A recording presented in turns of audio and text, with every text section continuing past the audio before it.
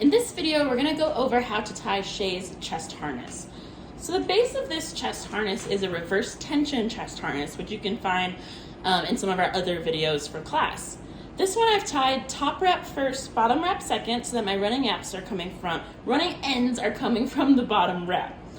So to start this, we wanna head up with our running ends, and we wanna just follow whatever direction your rope is heading. Mine's to my left. And we want to come and weave through our top wrap here. Now it doesn't matter if you go over, under, or under, over. So in my case, I've gone under, over. And then we want to head over the shoulder and towards the back. Now I'm going to show you first where this rope is headed, and then I'll show you the cheats of how to get there without stretching so much behind your back.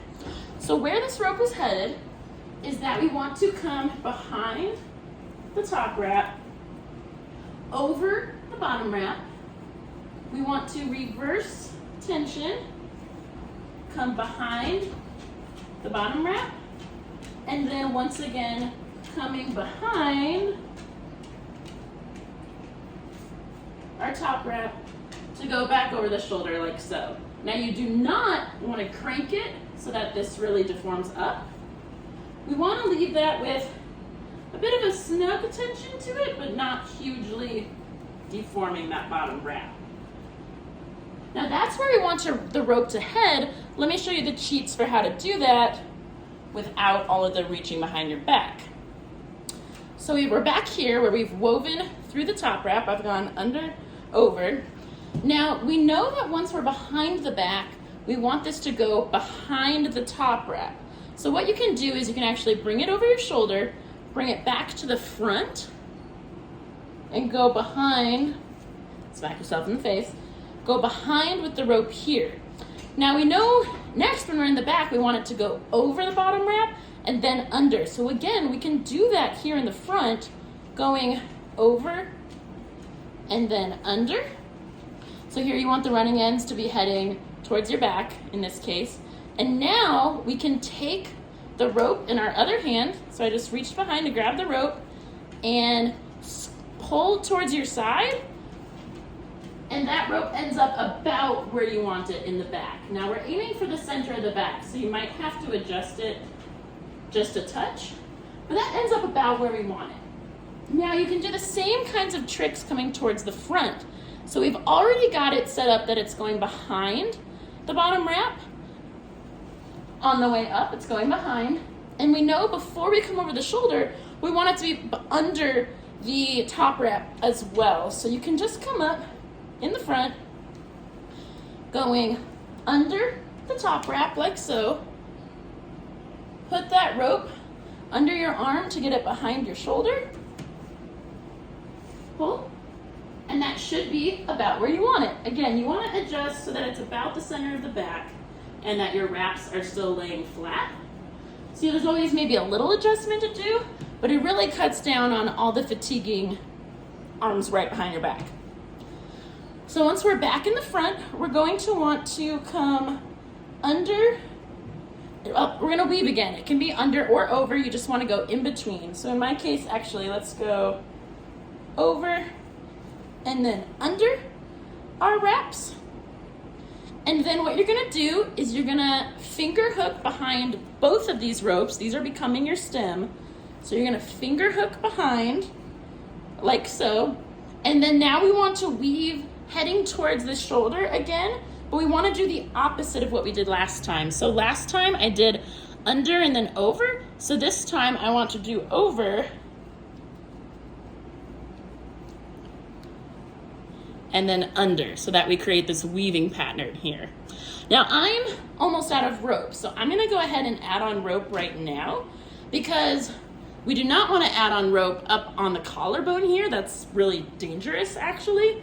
And so your goal when you're adding on rope here is either to put it as close to the chest tissue here as you can, or on the back of the shoulder here would be a good spot too. So I don't have enough rope to get there. I'm going to go ahead and do it in the front. So again, getting it as close as I can to this here. And I'll go ahead and tuck these little ends just behind the wrap here so you can still see everything. So this time, again, I'll show you where the rope is heading, and then we can go ahead and show you the tricks to get there. So in this case, we want the rope to be coming over the top wrap. We're gonna finger hook behind, if you're doing this behind your back, you can finger hook behind these two wraps here to bring the rope back here. And then we're just going over the top wrap again. So that's where we're trying to get this to end up. Again, we're not cranking so hard to deform the rope. We want these lines to be even, but we're trying to get just catching this like stem here that you have in the back. Now, like I said, I'll go ahead and undo that, and I'll show you the trick for how to do that without doing all the time behind your back. So in this case, you still bring the rope over the shoulder, you bring it to the front. You remember that we want this to be over the top band, so we're gonna leave this over. But then the trick is that we're gonna go under the bottom wrap here, bring the rope around to the front and the other side, bring it up and under the bottom wrap.